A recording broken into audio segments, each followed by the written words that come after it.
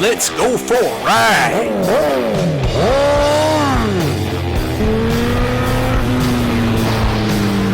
You are watching CycleCruza's all-in-one motorcycle channel. Subscribe today.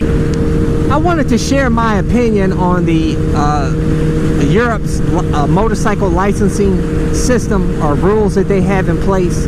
I know some of you viewers in Europe asked me for my opinion on it in comparison to United States laws. And I'll tell you this, guys. First off, let me explain the UK's licensing system. If I get it wrong, forgive me. This is just, I just did some brief research using Google online. But in the UK, if you're 16 years old, you're basically limited to 50 cc's for the AM license. And for the A1 license, for ages 17 through, 17 through 19, I believe. And that limits you to 125 cc's. And then for 20 to 23, you can get your A2 license. And that limits you to 47 horsepower. And in order to get an unrestricted license at age 21, you have to do at least 2 years with the ride 2 years with the A2 license. Now, if you're age 24, you can get anybody can get their unrestricted license, which is the A license. Some of you guys think it sucks, and you're like, dude, that's bullshit. But you know, the reasoning behind that is, you know, for under the age of 24, the stats show that, you know, a lot of young riders, you know, the fatality rate and the risk of getting into an accident is greater under the age of 24.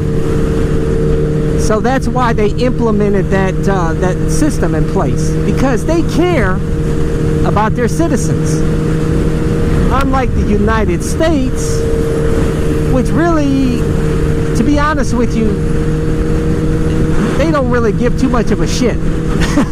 If you're 16 years old, your parents sign off and you can get your license, you can go to the store and never have ridden a bike in your life and go and get you a Hayabusa and start on that. In my opinion, that makes no fucking sense, and there are some kids that have done that, and kids that have gotten their ass handed to them for doing that.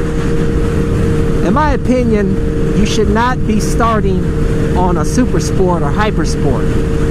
Now, a lot of you guys some of you guys will disagree with me on that, but hey, that's my opinion. I'll tell you guys from my experience, from going from the 250 to the 600 was like night and day difference, man. Night and day difference. And it took me a while, it took me a few months to actually get acclimated to all that extra power, especially around the corners. Because on a 250, you could crank the fuck out of that bike around corners or anywhere, and it's really not going to do too much. You'll be safe. But when you get on a 600, and if you crank the throttle a little too much, you know, there's less room for error. And that rear tire, man, will slide out and could set you up for a real fucked up day. Now, I know some of the 600s now, they have the power modes, and some of them have the traction control. I think like the Kawasaki ZX6R636, the new 2013 and newer, I believe it has traction control on it. I know it has power modes on it. And a lot of you guys say, man, what if I start on the lower power mode, like power mode C or whatever they call it, and then work your way up to power mode A? So that way you don't have to start on a 250. You could do that if you want. But I'll tell you this, guys, that as a new rider, you're going to be very prone to dropping your bike or crashing. Do you really want to do that on a brand new bike that's your dream bike? You know? And also, you're missing out on the experience. You know?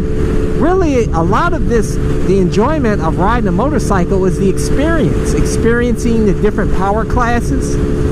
I mean, if you start on a SuperSport, how are you going to be able to tell your friends what it's like riding a smaller bike, or really appreciate that fast bike that you're riding, if you haven't ridden, you know, a smaller bike? So, if I had to do it all over again, I'd still go the same route. I'd still go scooter, 250, 600 liter bike. You know, because you know, and my channel is better for that, because I've been able to share that experience with you guys, to let you guys know what it's like going up power classes and how it's really safer. It helps you get acclimated to the power, and helps improve your skills and confidence. You know, when you're on a 250, those bikes are really light, like you know, like 370 pounds, and they feel really light, very flickable, and it's going to give you a lot of confidence. You can crank the hell out of the throttle, it's not going to do too much. And you know, now they have cooler small bikes. They got the Kawasaki Ninja 300, which is not really all that much of a slow bike. I mean, that's a quick little bike. You know, it's lightweight, flickable. You know, there's a lot of guys out there that have a liter bike and a Ninja 300, that they use a Ninja 300 for commuting and on the twisties too, man, because it's an awesome bike on the twisties. So don't get caught up in this bullshit that you have to get this faster bike, man, to keep up with your buddies, or for your ego or something, man. Leave your ego at the door. It's all about the experience. You know what I'm saying? So I think, in my opinion, to sum up, as far as the European motorcycle licensing system, I think it's great. You know, I think it's really good, and it probably helps save a lot of young riders' lives, because when you're young, you tend to be young and dumb, and you do a lot of shit that you wouldn't normally do when you get older. Your testosterone's running high. You know, you're going to want to crank the fuck out of throttle. You're going to want to do a lot of crazy shit. And, you know, as a young rider on a really fast bike, that can be a bad combination, a deadly combination. So I see where Europe's going with that. And Europe has a very dense population, and their traffic is really crazy out there. So you really got to be on point out there, man. You know, although here in our metropolitan areas in the United States, the traffic can be really bad, but there's a lot of areas, like here in Ohio, a lot of country, you know, a lot of loose traffic.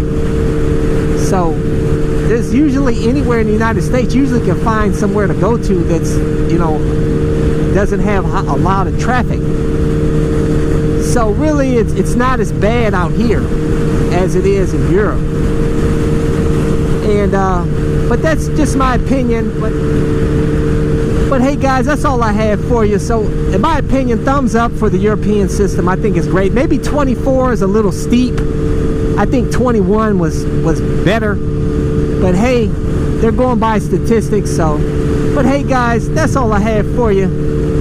So if you want to see more of my videos, go to my website over at CycleCruza.com. Click on the menu bar and selection My Videos, and there'll be a drop-down list of all my playlists, and all my videos are categorized. Hopefully you can find a video that'll entertain you or help you out. But that's all I had for you. So until next time, I'll catch you guys later. Deuces! Welcome to CycleCruza's Click to Go links. Just click on the pictures below to go to my recommended videos and my social media sites. Also, don't forget to visit my blog and store at CycleCruza.com. If you have any trouble clicking on these links, they are also provided in the info section of this video. Thank you, and subscribe today. Check out my new channel where I talk about anything and everything, not just motorcycle related. CycleCruza MotoVlog.